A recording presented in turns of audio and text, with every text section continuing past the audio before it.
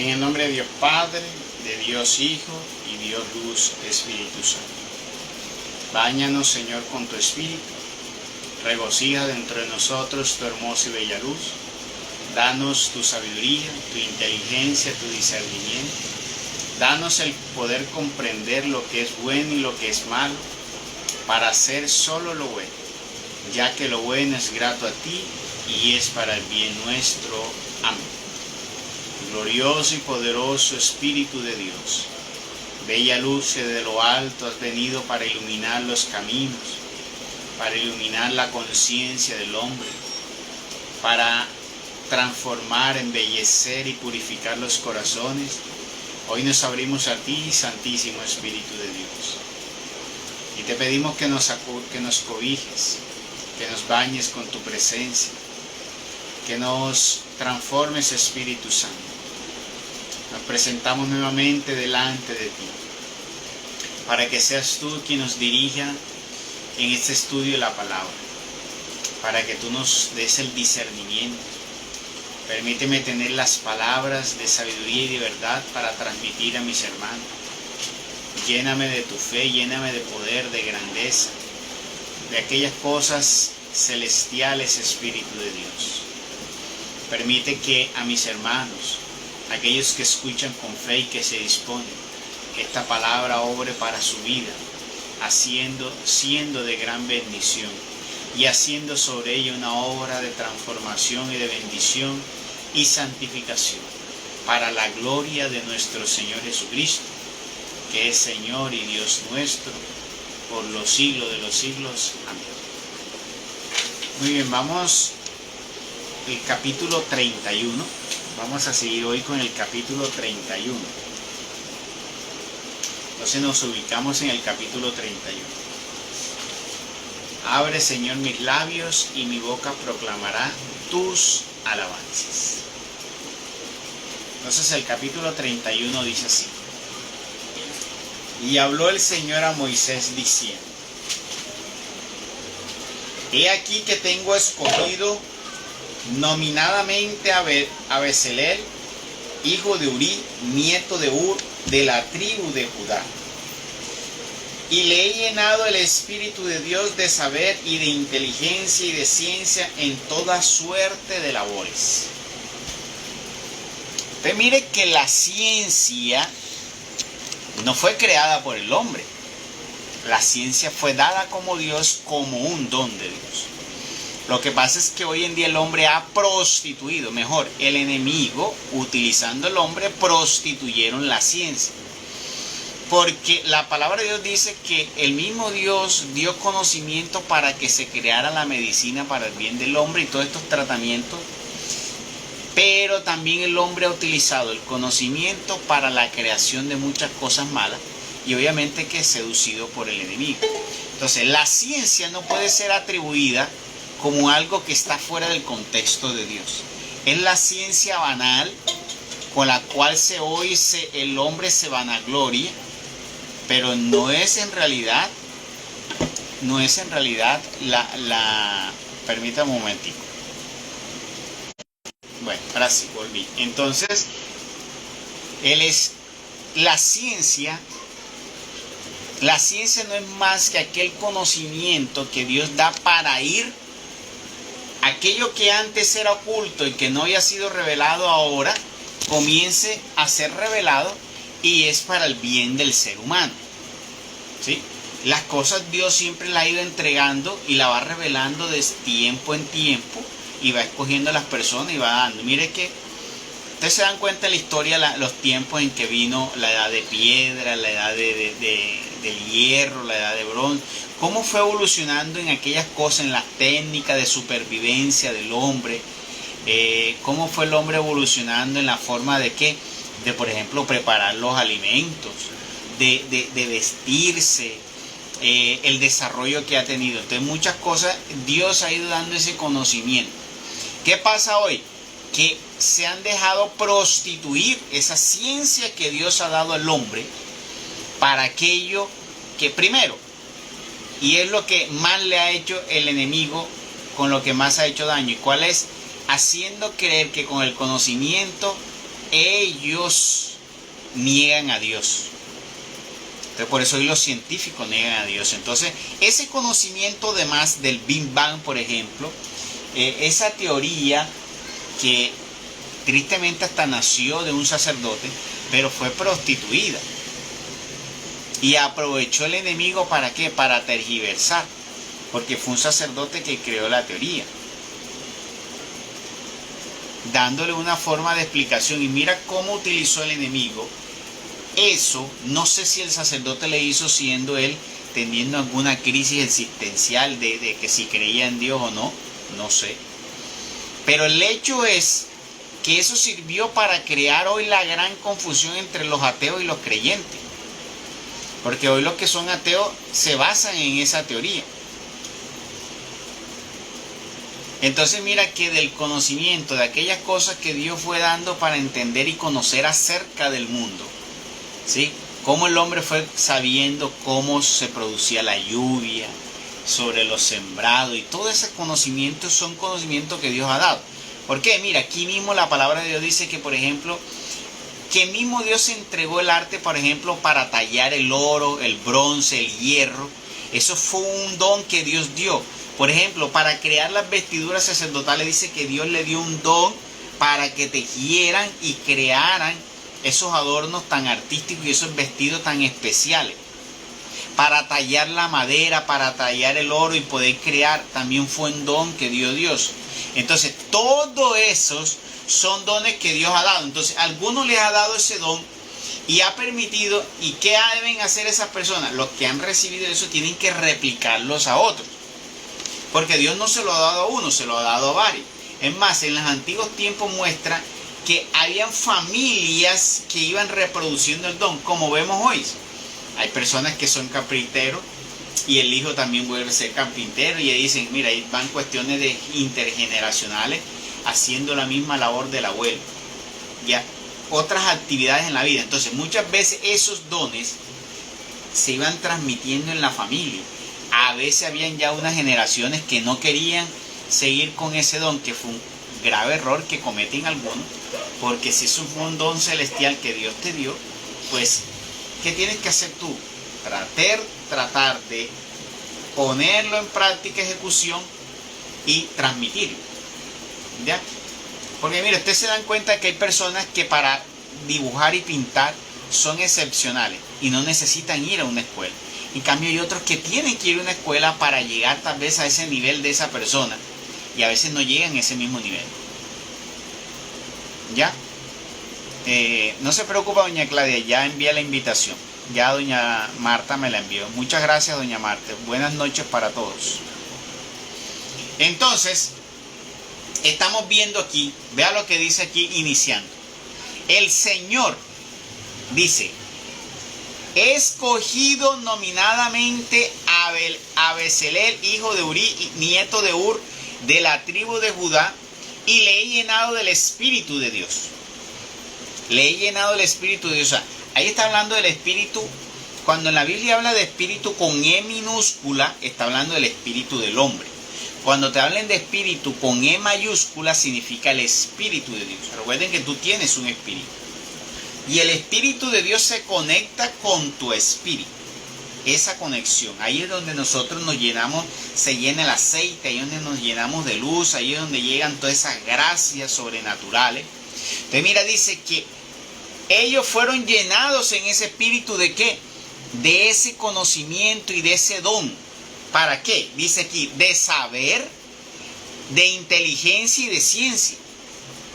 Pero no de la inteligencia, oye, más bueno, también puede ser de la inteligencia de ese conocimiento. Y mira que, por ejemplo, esas personas que las plantas las cogieron y de las plantas sacaron la medicina. ¿De dónde pudo haber salido ese conocimiento? Eso es un conocimiento revelado de Dios. ¿Dónde pudo haber el hombre creado aquellas cosas que al principio no estaban creadas?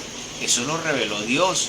Mire, todo lo que el hombre ha creado, el hombre no se puede ufanar de absolutamente nada de lo creado, porque lo que el hombre ha hecho no es porque Dios le ha permitido tener la luz y la revelación y se lo ha entregado. Entonces el hombre no se puede ufanar por absolutamente nada. Todo le ha sido revelado. Bueno, hay algunos que pueden decir, no, yo fui a una escuela y aprendí de eso. Bueno, entonces tú aprendiste del don. Pero ¿quién inició? Tú aprendiste algo que ya estaba creado. Pero estamos hablando de aquello que fue creado por primera vez.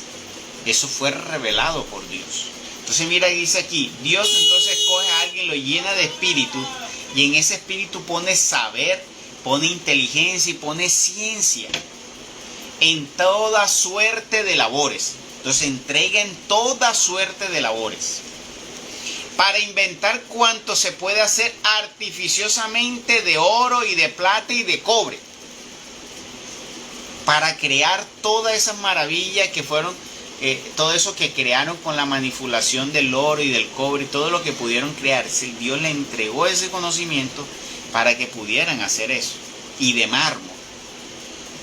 Miren hoy las cosas que hacen, las estatuas, por ejemplo, esas estatuas que hacen de mármol, esas figuras que hacen con el oro, todo eso fue un conocimiento entregado por Dios, una maestría, un don entregado por Dios. Aquí lo está diciendo la palabra. Por lo tanto, si tú lo tienes, si tú no lo aprendiste en ninguna escuela, sino que tú lo descubriste tú solo, manipulando, tú tienes que darle gracias a Dios. Porque tal vez tus antecesores o tu ascendencia recibió, sino que se fue perdiendo, porque muchas veces eso va pasando de padre a hijo, a los nietos y todo eso, pero ahí a veces llega una generación que ya decide no seguir con ese don, o deciden no, que eso no es lo que yo quiero, entonces cortan allí con esa cadena. Pero aunque esa persona tal vez no ejerza eso, puede tener un hijo y ese hijo recibirlo, porque a veces Dios lo da por generaciones. Y aquí lo dice, ¿daba qué? Daba dones y daba ese conocimiento, ese saber, esa ciencia, en toda suerte maestría, a veces lo daba por generaciones. Entonces a veces hay personas que pueden nacer con un talento, lo más probable es que eso viene de algún lugar de las generaciones de la familia y llegó donde ella. Entonces tienes que darle gracias a Dios, porque si no lo aprendiste en ningún lugar, lo recibiste como una bendición y un don de Dios para ti, para nuestra vida. Entonces le dice, y le he dado por compañero a Oholiab, hijo de Achisamec, de la tribu de Dan, y he infundido en el corazón de todos los demás artistas hábiles cierta maestría para que ejecuten todo lo que acabo de ordenarte. O sea, mire, le entregó una maestría para hacer todo lo que iba a hacer allí.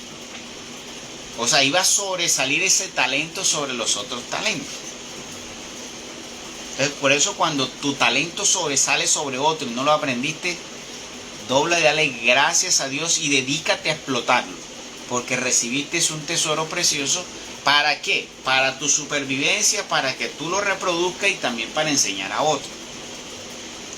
¿Qué es lo que hacen hoy las personas? Hoy las personas aprendieron una habilidad y ¿qué hacen? Hoy montan y es más, crean canales para enseñar y por eso cobran. Y eso es válido. Entonces dice aquí, el tabernáculo de la alianza, el arca del testamento y el propiciatorio que estaba sobre ella y todo le pertenecía y todo lo perteneciente al tabernáculo. La mesa y sus vasos, el candelero de oro purísimo con todo lo perteneciente a él y el altar de los perfumes y el de los holocaustos y todos sus utensilios, la concha con su basa, las vestiduras sagradas que han de servir para el sumo sacerdote Aarón y para sus hijos cuando ejerzan sus funciones sagradas. Todo ese conocimiento y toda esa maestría para realizarlo y hacer fue dado por Dios. Se lo dio a estas personas, ¿para qué? Para que ellos tallaran el oro y sacaran esos vasos, esos candeleros y todas esas cosas hermosas que ellos hicieron, que está acerca del gran templo y todo lo que se veía en ese gran templo. El óleo de la unción, es más, mire que el mismo perfume con el que Dios ungía, que era un perfume de un óleo perfumado, también fue una revelación de Dios. Usted mire, la maestría para conseguir un perfume, yo siempre he dicho, es que tiene que ser una revelación de Dios. Antes de leer esta palabra no no me acordaba haber leído esta palabra, un tiempo pensé, es que el hecho de que alguien prepare los alimentos de una forma maestra, eso, bueno, cuando comenzaron a producir los alimentos y a crear la maestría, eso tuvo que ser un don especial. ¿Cómo pudo una persona saber que esa planta servía para cocinar? ¿Cómo pudo saber esa persona que esa planta servía para sanar? Eso tuvo que ser una revelación de Dios, ¿ya? Que lo llevó a eso. Y entonces, para mí es una maestría hasta el poder, el que una persona produzca cierto tipo de alimento especial. Así también otro tipo, mira, ahí está, el crear las vestiduras sacerdotales fue también una maestría que entregó Dios, un don. O sea, el tejer, el coser, otra maestría. Entonces dice aquí, el preparar perfume, yo decía, es que tiene que ser un don de Dios poder saber combinar las cosas precisas para que te dé un aroma tan exquisita y tan hermoso.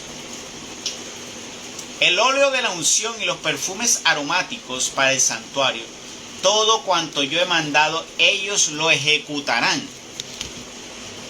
Asimismo habló el Señor a Moisés diciendo, amonesta y di a los hijos de Israel, mirad que guardéis mi sábado, porque él es un monumento establecido entre mí y vosotros y vuestros descendientes, a fin de que reconozcáis que yo soy el Señor que os santifico.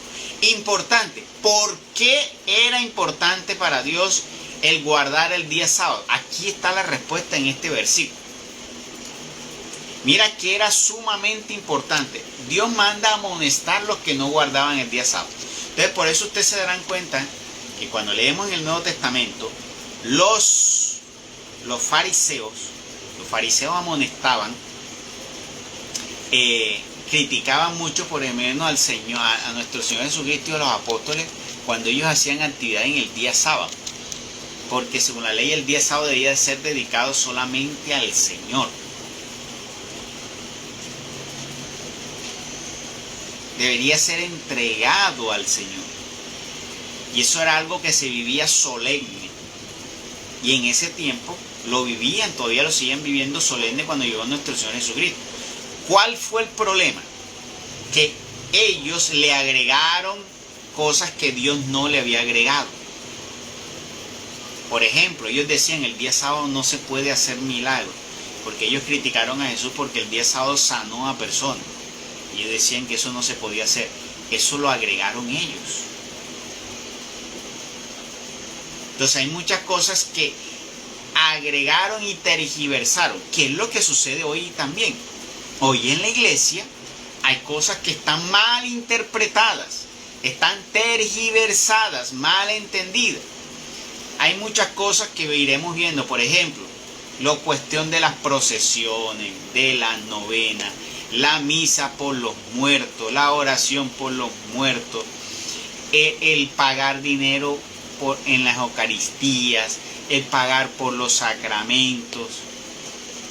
Hay cosas que hay que saber que están mal entendidas, que no están bien entendidas, que dentro de la iglesia, y hay que irlo sabiendo que entender. Por ejemplo, eso de orarle a los que llaman santos, eso también otra cosa que hay que saber entender, que está mal entendida y que la iglesia tiene errores, ¿ya? Y hay que ir nosotros tratando de darnos cuenta. Entonces ustedes no oren más a los santos. Hoy se lo digo en el nombre del Señor. No le oren a los santos, solamente al Padre, al Hijo, al Espíritu Santo y a la Santísima Virgen María pidiendo intercesión. No paguen ustedes más por los sacramentos. Los sacramentos son gratuitos. Si el sacerdote te cobra, pues tú, si no te lo quiere dar gratuito, tú le pagas, pero le dices, yo le pago, pero esto debería ser gratuito. Porque gratis usted recibió la autoridad, gratis debe darlo. Dice la palabra de Dios en Mateo. Usted le puede decir eso. Y lo que usted cobra aquí en la tierra por el servicio de las cosas de Dios ya no tiene paga en el cielo. Usted le puede decir eso. Número 2. No pague por misas por muerto. Porque la palabra de Dios dice que el Señor hizo un único sacrificio. ¿Para qué? Para redención nuestra. Si Dios murió para que yo fuera libre de mis pecados, me allanó el camino para que yo caminara ese camino y fuese salvo.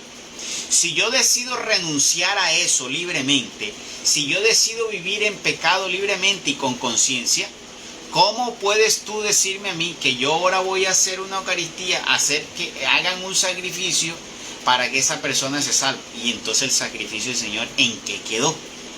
Y la voluntad de esa persona, ¿en qué quedó? Entonces la salvación de alguna persona está supereditada a las Eucaristías y al pago del otro.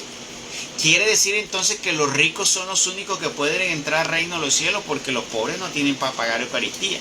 Y los sacerdotes, si tú no pagas Eucaristía, no te vas en misa.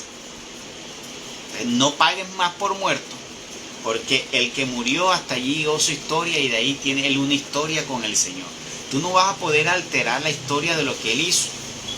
¿Cómo vas a alterar tú los méritos? ¿Cómo vas a alterar tú los méritos de Dios o de la voluntad de esa persona? Porque Él en su voluntad tendrá merecimiento, castigo o tendrá recompensa. No puede ser posible que los méritos o lo que es castigo esté supereditado a lo que otro haga. No, está a ti, a tu propia libertad, a tus acciones, a tu obediencia, a tu vida en gracia. No puede ser determinado, eso no puede ser determinado por otra persona. Por eso, el tener que pagar es una pérdida de tiempo, simplemente estás perdiendo tu dinero. No debe, entonces, esa es otra.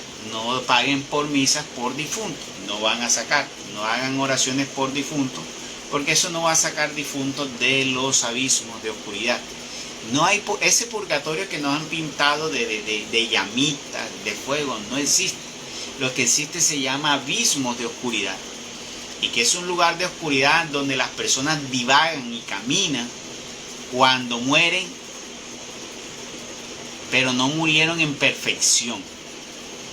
Murieron creyendo en el Señor, en la búsqueda del Señor, creyendo en el Señor, pero ellos de alguna forma estaban consagrados al Señor y no se perfeccionaron. Caminarán y divagarán los abismos de oscuridad antes de llegar al cielo.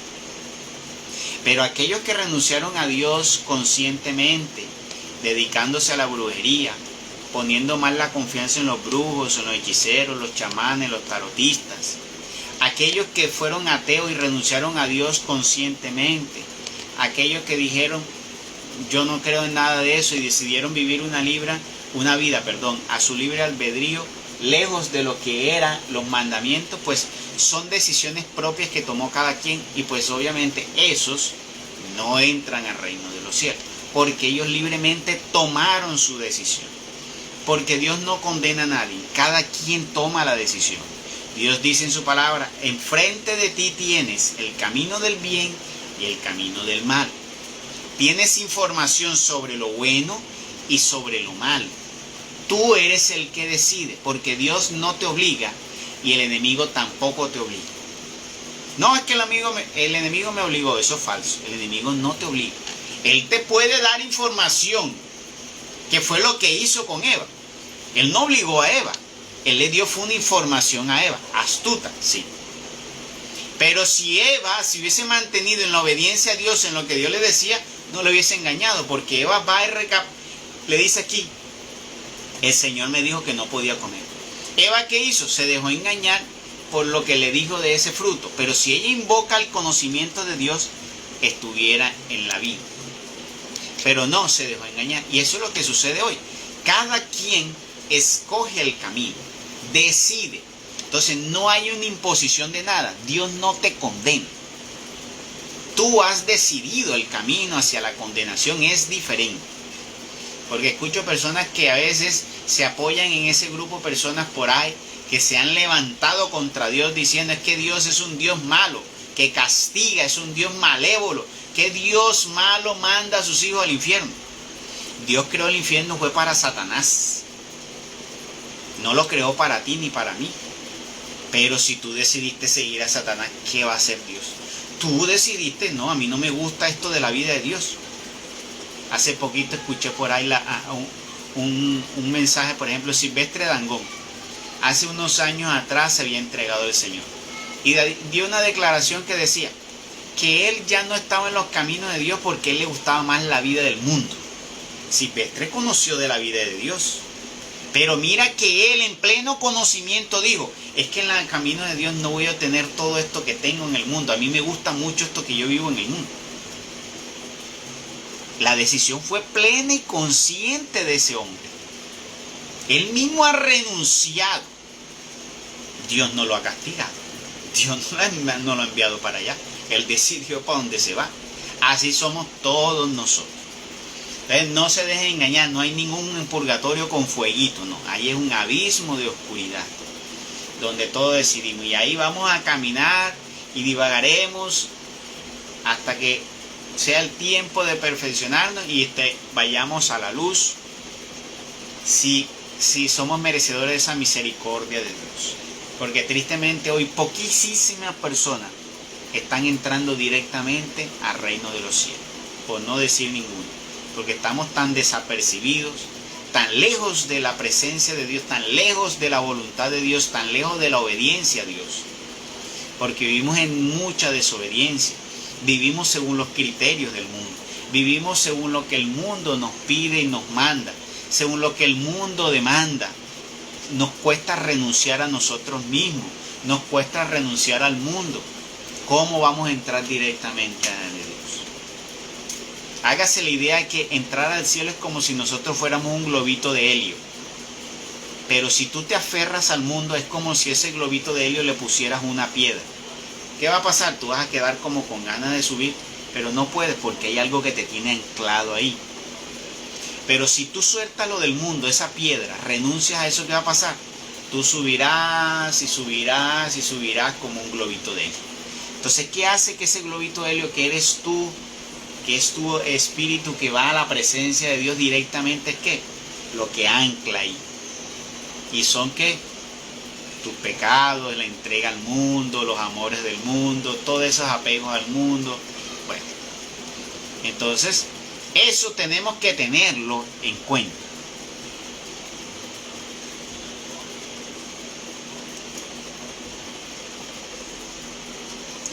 Bueno, aquí tenemos la respuesta de alguien que viene y dice, vea lo que dice: Henry, hoy en día los sacerdotes ministros ungidos, hasta ahí estamos de acuerdo, estos no están en su ministerio porque se lo regalaron. Grave error de la iglesia. Eso es uno de los grandes errores de la iglesia.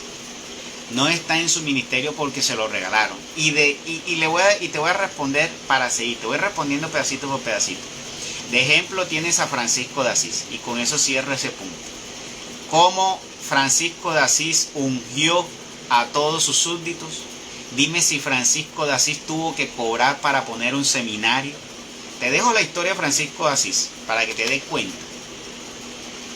Esto no está en su ministerio porque se lo regalaron. Craso error de la iglesia. O porque se lo hayan dado gratis.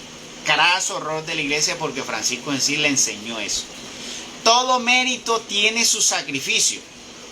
Eso sí es cierto. Todo mérito tiene su sacrificio. Y así es. Me tengo que sacrificar en la tierra para tener un mérito en el cielo. La oración no tiene precio, verdad es. Pero déjame decirte y corregirte. Ello es y son dignos de su salario. No, señor.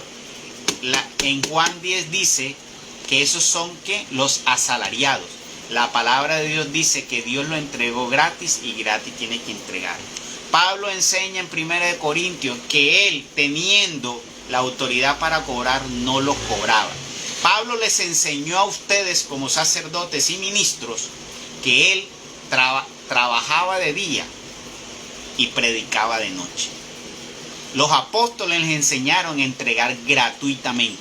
Y la iglesia sí lo puede entregar gratuitamente. O por lo menos despojarse de hoy de las grandes riquezas que tienen. Porque ¿qué hacen hoy los ministros? Porque fuera que dijera yo, toman solo lo necesario, pero no lo están haciendo. ¿Qué están haciendo muchos ministros? Toman más de lo necesario y con eso se están enriqueciendo. Y hay muchísimos casos. Y es que si la iglesia, ante tantos escándalos, se ha dado cuenta de eso, ya para que hubiese corregido eso. Si se están dando cuenta que las monedas están haciendo perder a los ministros, ¿qué tienen que hacer? Tienen que comenzar a corregir eso. Se dan cuenta que ya no saben administrar dinero, que no pueden administrar dinero. Además, el dinero, las diezmos y las ofrendas deberían llegar a los pobres y no están llegando a los pobres. Ya se dejaron llevar de la teoría de los pastores que solo viven ¿qué? Para castrar a las ovejas y para vivir cómodamente. Entonces, en esa parte creo que estás mal. Entonces dice, son dignos de su salario, me dices tú.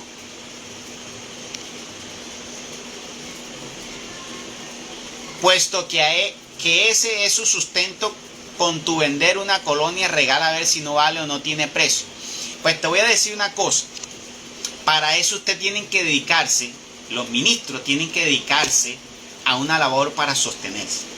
Primero porque ellos cuando se consagraron hicieron un voto que se llama celibato, el cual muchos no cumplen. Hicieron un voto que se llama pobreza. Ahora quiero que me explique qué significa el voto de pobreza. Porque significa, el voto de pobreza se los enseñó Francisco de Asís. Es que se olvidan de las enseñanzas de Francisco de Asís. Dime, Francisco de Asís, cómo vivir. Él podía recibir, pero él quedaba con lo mínimo, lo demás todo lo entregaba. Y así le enseñó a sus discípulos. Dime si la iglesia lo está haciendo así. No lo están haciendo así. Hicieron otro voto, el de obediencia. Bueno, hay algunos obedecen, pero obedecen a veces más a los hombres que a Dios. Porque obedecen más a los obispos para hacer obediencia al hombre, por seguir un conducto, pero no están siguiendo la verdad de Dios. Porque hay cosas que están en la palabra de Dios y simplemente porque un obispo los manda, prefieren hacerle caso al obispo para no perder su sacerdocio y no perder su puesto antes que defender la verdad de Dios. Porque eso es lo que está sucediendo. Porque si yo veo que mi hermano, sacerdote o ministro, está en pecado grave y está estafando a la gente y está haciendo mal, ¿por qué los otros sacerdotes no se levantan y no piden que sea excluido? Porque eso es un mal testimonio para el pueblo y está contaminando al pueblo. Porque los líderes cuando están en pecado contaminan también al pueblo. ¿Por qué ellos no lo hacen? Porque se acolitan entre ellos, porque tienen rabo de paja y pues obviamente no tienen el criterio moral para poder levantarse. Porque si quisieran purificaran la iglesia, pero como hay muchos obispos y muchos tienen rabo de paja, no purifican la iglesia. Pero la purificación, si no la hacen, la purificación la van a tener el día del juicio. Porque grande cuenta tienen que rendirle al Señor el día del juicio. Y me termina diciendo, pues la escritura dice, no pondrás bozal al buey que trilla, y digno es el obrero de su salario. Así es, pero ¿a qué se refiere Pablo? A los que trabajan. Porque Dios dijo, si tú quieres comer, que trabaje. A eso se refiere, si tú te dedicas. Ahora, el trabajo en la obra de Dios no es un trabajo civil, es trabajar para la obra de Dios. Recuerdan que el Señor te dijo, no acumules en la tierra donde los ladrones y la polilla lo corroen y los ladrones se lo roban, acumula para el cielo. A eso se refiere. Cuando tú trabajas para el reino de los cielos, estás trabajando para acumular en el cielo, donde vas a ganar una corona incorruptible. Por eso Pablo dice, estamos corriendo en una carrera por una corona incorruptible. A esa es. Si tú estás trabajando por un salario como ministro, tú estás ya recibiendo la paga en la tierra. Ya no podrás recibir ninguna paga en el cielo. Entonces no es posible que tú puedas creer que diga que tú tienes que recibir un salario como si fuera un trabajo nominal o un trabajo civil. No, trabajar en la obra de Dios no es un trabajo nominal, no es un trabajo civil. Y solo deberían vivir con lo básico, porque uno de los votos que hicieron al consagrarse fue el voto de pobreza. Y muchos, por no decirlo casi todo en la iglesia, no lo viven así. No sé por qué siguen haciendo el voto de pobreza si no lo viven. Hacen el voto de celibato y no lo viven. El voto de celibato deberían hacerlo libremente quienes tengan el don, porque también es un don y en la palabra lo dice. Hay unos que se hacen eunucos por el reino de los cielos y recibieron ese don, pero no todos reciben ese don. Eso debería ser algo libremente. Si usted nació para hacerse libre, pues usted se puede mantener pues usted sea célibe. Pero si usted no, usted debería saber que no puede contener, pues antes de vivir en ese tipo de pecado, que es lo que hacen hoy, dando un muy mal ejemplo, pues eso es lo que ha deteriorado mucho el testimonio. Y eso es lo que debían darse cuenta, reflexionar y pensar acerca de eso. Entonces, no debemos cobrar por oraciones. Es más, la iglesia no debe cobrar por los sacramentos. Eso es otra cosa horrorosa del cual Dios en el cielo está ahora mismo energúmeno contra sus ministros, porque ¿cómo es posible que le paguen a las personas por entrar al reino de los cielos? Y tú me dirás, ¿cómo así que nosotros le estamos cobrando? ¿Sí? Porque si tú no pagas la papeleta, no te bautizan. Si tú no pagas la papeleta, no te casan. Lo único que ha faltado y que sería el colmo es que te cobren por la comunión. Gracias a Dios no ha sucedido.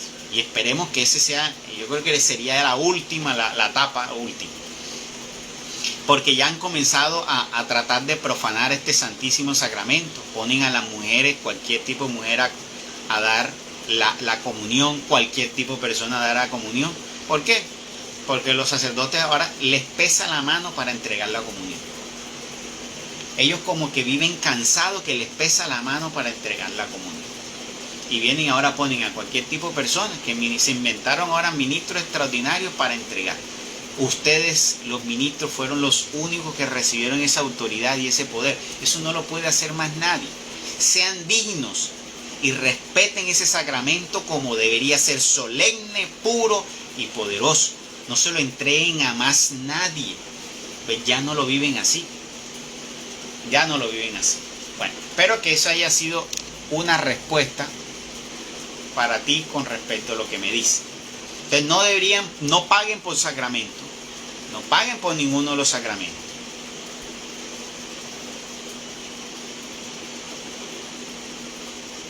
Sí, al paso que vamos falta poco, porque vemos allí, por ahí vi un sacerdote que estaba oficiando una Eucaristía y puso a una persona disfrazada, y creo que era desde la comunidad LGTBI, pero o sea, disfrazada en todo eso, sin arrepentimiento y con una vestidura, unas pintas extrañas, y lo puso que junto con él a consagrar. ¿Cuándo ha visto que una persona diferente, o sea, elevando o sea, como estuviera consagrando? Una cosa es que esa persona arrepentida pueda recibir, si está arrepentida, porque él puede recibir si él se está arrepentido. Porque la palabra de Dios dice que el reino de los cielos es para los pecadores arrepentidos. El reino de los cielos es para los pecadores arrepentidos, que se vuelven a Dios en rectitud y en obediencia. No para el que diga Señor, Señor, porque la palabra de Dios dice, no todo el que diga Señor, Señor entrará al reino de los cielos. Eso es muy claro. Que yo creí. Más, el Señor va mucho más allá y dijo, Señor, yo sané en tu nombre, no te conozco. Eso me suena como palabra a los pastores. Señor, yo liberé en tu nombre, no te conozco. Ustedes cobraron en la tierra con sus diezmos. Y aquí no tienen nada que venir a cobrar. Yo creería que esa palabra se lo van a poner a los pastores que se dedicaron ¿qué? A vivir, a comprar casas de mansiones y todo eso. No te conozco. Mira que hay personas que por medio de ello hubo sanación, liberación, manifestación, y aún así el Señor no los va a dejar entrar al reino de los cielos. Entonces no es cuestión simplemente como decir yo creo. No es cuestión así sencilla. No es cuestión así sencilla, hermanos míos. Dice aquí, entonces estamos hablando de la importancia y la solemnidad del sábado. ¿Por qué era importante? Aquí dice, guardad mi sábado porque es sacrosanto para vosotros. ¿Pero por qué es sacrosanto? Porque el mismo Dios lo estableció como un día sacrosanto. Él estipuló un día sacrosanto porque era un día que Él quería poder que el hombre se despojara de todos sus afanes, de todos sus trabajos, de todos sus quehaceres, para dedicarse a tener un día solemne con Dios. Aunque todos los días deben ser unos días solemnes, pero ese día tú te vas a despojar de tus actividades diarias de labores para venir a dedicarte a labores evangelísticas. Por eso un día séptimo, un día sábado para nosotros. Hoy en día hay gente que pelea que si guardo el sábado, que si guardo el domingo. Vea, todos los días son iguales en este tiempo del Señor. Alguna persona el día solemne será el domingo, para otro puede ser el sábado, para otro puede ser el viernes. No peleen por eso. Cualquier día es solemne, Señor, porque le voy a decir una persona que trabaja el domingo, el sábado y el domingo, y le dan descanso, su trabajo le dan descanso el miércoles, su día solemne tiene que ser miércoles. Lo que es que esa persona tiene que comenzar a establecer y reconocer que debería dedicar un día solemne a Dios. Y si le dieron el día miércoles descanso, ese debería ser su día solemne. Antes Dios lo había establecido sábado porque en realidad en la norma en Israel todo el país estaba alineado bajo una norma. Pues ahora las leyes y constituciones no nos permiten estar todos alineados para descansar los sábados y todos los domingos. No, hay algunos que pueden descansar los sábados, otros no. Unos pueden descansar domingo, otros no. Entonces, ¿qué pasa? Entonces esas personas no van a tener y celebrar el día solemne, no, lo celebran el día. Eso fue lo que vino a abolir nuestro Señor Jesucristo. Porque dice la palabra de Dios que el día se hizo para el hombre y no el hombre para el día. Uno no tiene que estar sojuzgado a ese día. Entonces, pero ¿y entonces por qué antes sábado? Porque antes sí había una solemnidad y había, como por decir así, una constitución, una ley que hacía, todos estaban libres el sábado. Recuerden que eso fue hace muchísimo y era solo el pueblo de Israel y estaba libre el sábado. Todos estaban libres el sábado. Y es que antes creaban la constitución del pueblo de Israel conforme a lo que Dios mandaba. Hoy las leyes, lastimosamente muchas leyes, en muchos países, no las hacen conforme a lo que Dios... O sea, ellos no miran si eso está conforme a lo que Dios pide. No, ellos hacen conforme a lo que sus criterios les da a entender. Y pues hay muchas leyes que van en contravía muchas veces a eso. Porque si estaríamos buscando, ningún trabajo estaría trabajando el domingo. Deberían la ley decir, ningún lugar se hable el domingo. No hay ningún tipo, excepto obviamente las necesarias como por ejemplo las clínicas. Porque no podemos cerrar una clínica un domingo. ¿Ya? Pero de resto, tendría que haber una ley. Pues las leyes hoy no se hacen así. Entonces, por lo tanto, tenemos que tener en cuenta eso. Entonces, en ese momento sí se podía. Y Dios estableció entonces el sábado como un día sacrosanto. El sábado era el último día de la semana. ¿Sí? Antes el sábado era el último día de la semana. Con nuestro Señor Jesucristo y con el nuevo calendario romano vino a ser el domingo, ya no el sábado. ¿Y por qué el domingo? Se estableció el domingo porque fue el día de resurrección. Y por eso lo vemos nosotros ahora como el día sacrosanto. Pero dirás, pero yo trabajo el domingo. Pues no, mira, el Señor vino a santificar todos los días. Entonces, si tú trabajas el domingo, tu día sacrosanto es el día de descanso. Entonces, durante los 6 días trabajaréis, mas el día séptimo es el sábado, descanso consagrado al Señor. Cualquiera que en tal día trabajare será castigado de muerte. Mira cómo era la cosa tan severa. Allí era castigado de muerte. O sea, allí todo el mundo tenía que estar en sintonía. Ya, todos allí el sábado paraban. La ley y todo estaba establecido conforme a eso. Porque ¿quién estableció las primeras leyes en el mundo? Nuestro Señor. Cuando comenzamos a leer el libro del Éxodo, nos damos cuenta cómo Dios coge a Moisés y lo va guiando y le establece todas las leyes civiles y religiosas. Y se las va dictando. Y le dice a Moisés, bueno, escoge unos jueces, escoge unos hombres que te ayuden como jueces para establecer. Y le dice, si un hombre hace esto, tiene como castigo esto. Si un hombre hace esto, tiene como recompensa esto. Si este hace esto, tiene como castigo esto. Y le pones tanto tiempo y el castigo es esto. O sea, Dios le dictó la norma, la ley y la constitución al pueblo de Israel. Fueron la primera ley y norma. Y hoy en día toda norma, toda constitución debería estar avalado. Pero lastimosamente los hombres dicen que no. Han sacado a Dios de la constitución. Antes nuestro país era un país cristiano, católico. Ya no, cambiaron la constitución, somos laicos. Ahora cada quien puede practicar y creer en lo que le dé la gana. Que que poniendo eso en la Constitución, yo no veo en qué iba a cambiar eso. Porque si la Constitución decíamos que era un país católico y cristiano, eso no te iba a obligar a ti a tener que profesar, porque eso no te obligaba. Eso simplemente era una forma de que ante Dios se reconociera que éramos un país creyente en Él. Hoy no, nuestra Constitución no lo reconoce a Él como nuestro sumo, como nuestro eterno Dios, no. La Constitución está diciendo, cada quien mirará si tú eres el Dios o no eres el Dios de ellos. Antes decía, nuestro país te reconoce a ti, Jesús de Nazaret, como nuestro Dios. Y ahora con la nueva Constitución, la Constitución del 91 ya no dice eso. Entonces, ya ahí vamos, y ahí va degradando, ya sacaron la religión de los colegios, ya están sacando desde las instituciones públicas también todo lo que tenga que ver con las manifestaciones espirituales. Ahí van lentamente, van quitando todo lo que es sagrado, nos lo van quitando, nos lo van arrastrando. Pero bueno, bienaventurados aquellos que se mantengan firmes, fieles a Dios ante la adversidad y ante los ataques. Observen los hijos de Israel el sábado y celébrenlo para siempre de generación en generación. Pacto es este sempiterno entre mí y los hijos de Israel, y monumento perpetuo, porque en los 6 días hizo el Señor el cielo y la tierra. En el 7º cesó de la obra. Concluidos estos razonamientos en el monte Sinaí, dio el Señor a Moisés las 2 tablas de piedra que contenían la ley, escritas por el dedo de Dios. Palabra de Dios.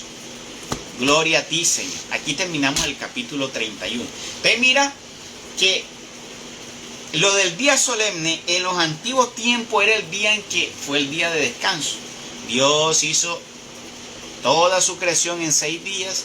El día 7º dijo, hoy descanso. Pero en realidad tenía Dios que descansar. ¿De qué iba a descansar Dios? No. Entonces hay que saber entender la palabra descanso. Porque hay personas que dicen, entonces Dios se cansó. No, Dios no se cansó. Porque todo lo hizo con su palabra, con su espíritu, y a la orden de su voz fue creado. Entonces, la palabra descanso, ¿a qué se refiere? Ahí es donde hay que meditar en la palabra descanso. Lo que quiso decir Dios cuando dijo, al 7º día descansé. Y hay una palabra muy clave cuando tú lees el Génesis, para reflexionar sobre eso, y es que el Señor dice, cada vez que creaba, Dios observaba y miraba que era hermoso y decía, le agradaba y le parecía bueno. A eso es. Dios en el día 7º, en el descanso, es la palabra de apreciar. Por eso, cuando uno está en el día de descanso, es el día de reflexionar, es el día de apreciar, es el día de reconstruir, es el día de pensar qué debo mejorar para esta semana, qué debo corregir para esta semana. ¿Qué debo yo mirar para cambiar y para mejorar? ¿Sí? Esa palabra descanso nos lleva a eso, a la reflexión. O sea, en el día 7º, es un día donde nosotros debemos estar en recogimiento. ¿Para qué? Para reflexionar sobre mis pecados, sobre mis errores, buscar la forma de corregirme, hacer un propósito de cambio, de mejorar. Sobre lo que me equivoqué esta semana, voy a corregirme, voy a pedir perdón, voy a mejorar en esto, voy a hacer estas obras. Todo eso eso significa la palabra descanso en el día 7.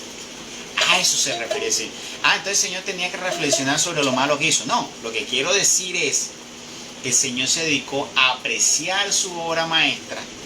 ¿Y qué? Apreciar, quería porque Dios visitaba en ese tiempo a Adán y Eva. Lo que quería era junto, y esa era la finalidad de Dios. Si no hubiese pecado Eva y Adán, ¿qué iba a pasar? Que toda una humanidad íbamos a tener que momentos solemnes recogidos en el Señor. No existieran hoy las iglesias, ni existieran hoy las personas predicando sobre el pecado y la maldad. ¿Por qué? Porque no existiría. Solo estaríamos, ¿qué? Celebrando como hermanos en una fiesta sagrada, en alegría, en un banquete, alrededor de Dios, celebrando la gloria de Dios constantemente. Ese sería el día solemne. Contando, imagino Dios contando todas las maravillas de su creación y cómo su creación se nos ha dado y cómo se reprodujo, adorando a Dios, glorificando a Dios. Ese sería el día de descanso. Y eso es lo que significa la palabra del día de descanso. Bueno, aquí terminamos el capítulo 31. Espero que haya sido de edificación para ustedes. Gloria al Padre, gloria al Hijo y gloria al Espíritu Santo, como era en un principio, ahora y siempre, por los siglos de los siglos. Amén. Si tienen algún aporte por hacer, me dicen, yo lo subo.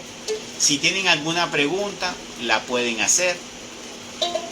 Si no hay, entonces pasamos a la oración. Y si no hay pregunta ni aporte por hacer y tienen alguna petición por oración, me escriben allí y oramos por su petición.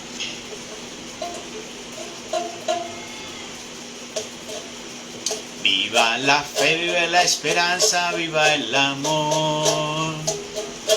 Viva la fe, viva la esperanza, viva el amor. Viva la fe, viva la esperanza, viva el amor. Que viva Cristo, que viva Cristo, que viva el Rey. Viva la fe, viva la esperanza, viva el amor. Viva la fe, viva la esperanza, viva el amor. Viva la fe, viva la esperanza, viva el amor. Que viva Cristo, que viva Cristo, que viva el Rey. Que viva Cristo. Que viva Cristo. Que viva Cristo. Que viva el Rey. Que viva Cristo. Que viva Cristo, que viva Cristo, que viva el Rey. No hay pregunta, no hay porte. Bueno, vamos a orar entonces. Así es, hermano Alirio, nos van a perseguir por creer en Dios. Eso es lo que se viene. En el reinado del anticristo, la persecución a los cristianos. Es más, dice la palabra de Dios que los mismos cristianos se perseguirán entre ellos. Los que aquellos serán engañados por el anticristo, porque recuerden que el anticristo primero vendrá haciendo creer que él es el verdadero Mesías. Porque el anticristo vendrá a hacer creer que él es el verdadero Mesías. Y algunos lo acogerán como el Mesías. Y muchos, bueno, no se llamarán cristianos porque ya dejan de ser cristianos. Y esos que antes eran cristianos, que acogen ahora el supuesto Mesías, pues van a atacar ¿qué? A los cristianos. Entonces, obviamente, porque él los va a seducir ¿a qué? A atacar. Hasta que después se quite la máscara y ya será una lucha frontal, donde se dará cuenta. Entonces, bienaventurados los que sean firmes, hay que estar firmes y con la armadura siempre dispuesto allí, como el que está así, como el soldado de esos soldados que están en los palacios, que están fijos, no se dejan entretener de nada, ellos están ahí, pendientes, allí, así debemos estar. Como dijo el Señor, estamos en guerra y si no tiene la espada, vaya, venda todo y compre la espada. No vaya a ser que lo cojan sin armadura y lo puedan ¿qué? Cortar la cabeza.